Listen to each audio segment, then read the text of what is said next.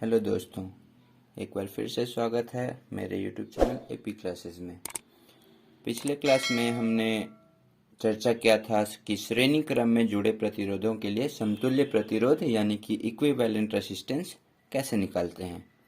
और इस क्लास में हम चर्चा करने वाले हैं कि तीन प्रतिरोध जो कि समांतर क्रम में जुड़े हुए हैं। यहाँ आप देख सकते हैं तीन प्रतिरोध R1, R2, R3 जो कि समांतर क्रम में जुड़े हुए हैं।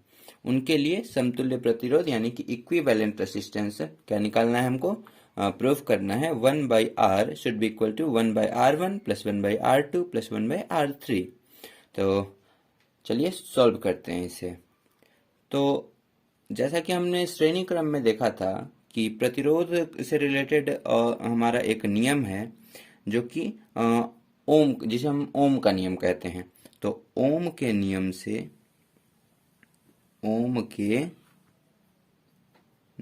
से हमें पता है कि ओम का नियम क्या होता है। ओम का नियम होता है कि भी होना चाहिए हमारे आई आर के बराबर।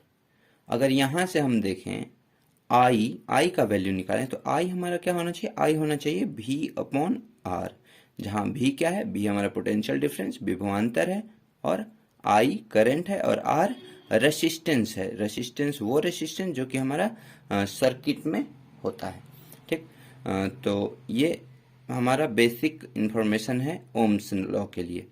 तो एक बार यहाँ पहले फिगर को समझ लें। फिगर को समझ लेने से क्या होता है कि आसानी हो जाती है सभी क्वेश्चंस को समझने में। देखिए यहाँ तीन प्रतिरोध हैं R1, R2, R3 जो कि समांतर क्रम में जुड़े हुए, यानी कि उनके सभी पहले छोर को एक साथ जोड़ दिया गया और सभी दूसरे छोरों को दूसरे साथ एक साथ जोड़ दिया गया है। अच्छा, यहाँ से देखें बैटरी से निकलने वाली जो करंट आई, यहाँ तक तो आई है, लेकिन यहाँ से तीन कनेक्शन होने के वजह से यहाँ कुछ करंट का कुछ हिस्सा R1 से होकर यहाँ इस पॉइंट पर मिलेगी, कुछ करंट का हिस्सा I2 जो कि R2 से निकलेगी, कुछ करंट I3 जो कि R3 से निकलेगी, और फिर यहाँ पर एक साथ जमा होने के बाद I ही वापस L मीन्स लोड में चली जाएगी। लोड की जगह आप चाहें तो इंडक्टर लगा सकते हैं, बल्ब लगा सकते हैं, कुछ भी लगा सकते हैं, और वहाँ से स्विच से होते हुए वापस बैटरी में आ जाएगी, यानी कि हमारा एक सर्किट पूरा हो जाएगा। ठीक, तो अगर हम देखें इस I1 करंट को के लिए देखें तो हम एक काम करते हैं, हम इस कनेक्शन पॉइंट को या फिर यहाँ पर कह लीजिए, यहाँ पे हम A पॉइंट मान लेते हैं और इस कनेक्शन पॉइंट को हम B पॉइंट मान लेते हैं। तो यहाँ पर मानते हैं कि यहाँ पर मेरा कुछ पोटेंशियल है VA, विभव VA है, और यहाँ पर VB है, जो कि सभी प्रतिरोध के लिए एक ही पोटेंशियल डिफरेंस हो जाएगा VB माइनस VA, क्योंकि सभी एक ही पॉइंट से जुड़े हुए हैं। तो अगर हम यहाँ से I1 निकालना चाहें अकॉर्डिंग टू ओम्स लॉ, याद रखिएगा, I1 निकालने अगर देखें तो I1 किस प्रतिरोध में गया, आप देख सकते हैं, क्लियरली देख सकते हैं, R1 में गया है। तो ये होना चाहिए पोटेंशियल डिफरेंस जिसको हिंदी में आप विभवांतर कहते होंगे। तो पोटेंशियल डिफरेंस अपॉन रेसिस्टेंस, ये आपको पता होगा ओम्स लॉ के बेसिक इंफॉर्मेशन से। तो ये देखते हैं जैसे ही, तो पोटेंशियल डिफरेंस मिलता है VB माइनस VA। आप चाहें तो VA माइनस VB लिख सकते हैं, किसी भी तरह की कोई दिक्कत नहीं है। इसको हम लिखते हैं VB माइनस VA अपॉन कौन सा रेसिस्टेंस है, R1। That's good, R1। तो हमें मिला कि I1 मेरा मिलता है VB minus VA upon R1। ये हम इससे चाहें तो आप चाहें इसे इक्वेशन फर्स्ट मान लें। इसी तरीके से अगर हम देखें 10 अगर हम देखें इसी प्रकार से, तो हमें दिखता है कि I2 जो होना चाहिए, I2 वो होना चाहिए potential difference VB minus VA upon R2 के। Potential difference VB minus potential difference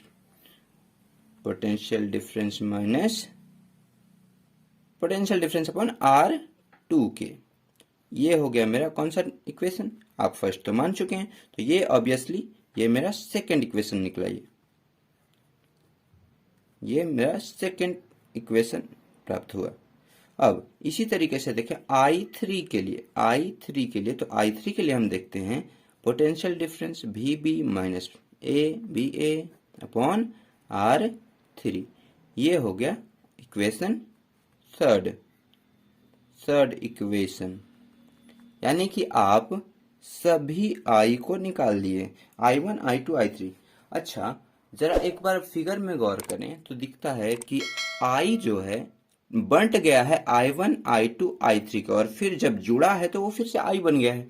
तो यानी कि हम कह सकते हैं कि हमारा I जो होगा फ्रॉम फिगर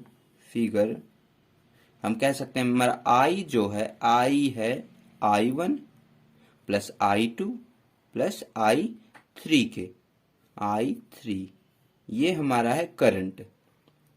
इसको हम मान लेते हैं इक्वेशन फोर्थ।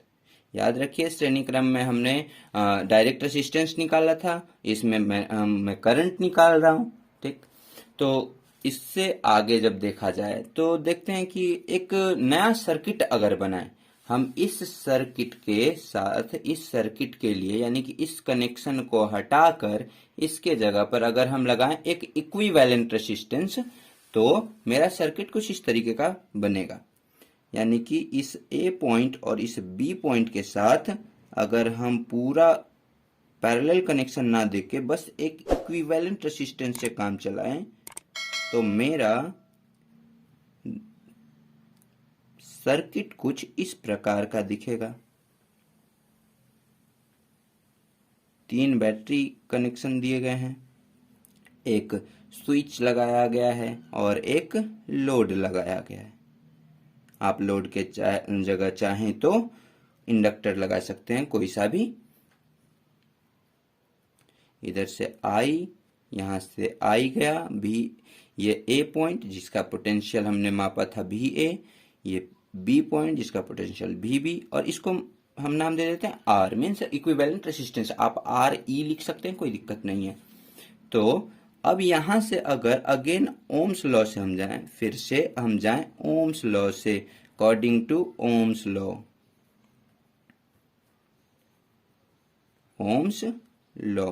तो हमें पता है यहां से I हमें क्या मिलना, I मिलना है potential difference VB minus VA upon the resistance R, जो कि हमने इक्विवेलेंट रेजिस्टेंस के रूप में लगाया है। इसको हम इक्वेशन समथिंग मान लेते हैं, इक्वेशन कौन सा 5 मान लेते हैं। अच्छा, जरा देखें तो ये I के जगह हम लिख सकते हैं I1 plus I2 plus I3, जो कि हमारा होगा I1 plus I2 plus I3, यानी कि इनके सम के बराबर, इनके जोड़ के बराबर। यानी कि I के जगह हम लिख सकते हैं I1 plus I2 plus I3 should be equal to VB potential difference VB minus VA upon R। अब इसे हम आगे बढ़ाएं, इसके राइट हैंड साइड को अगर हम जोड़ दें तो कुछ ऐसा आएगा, VB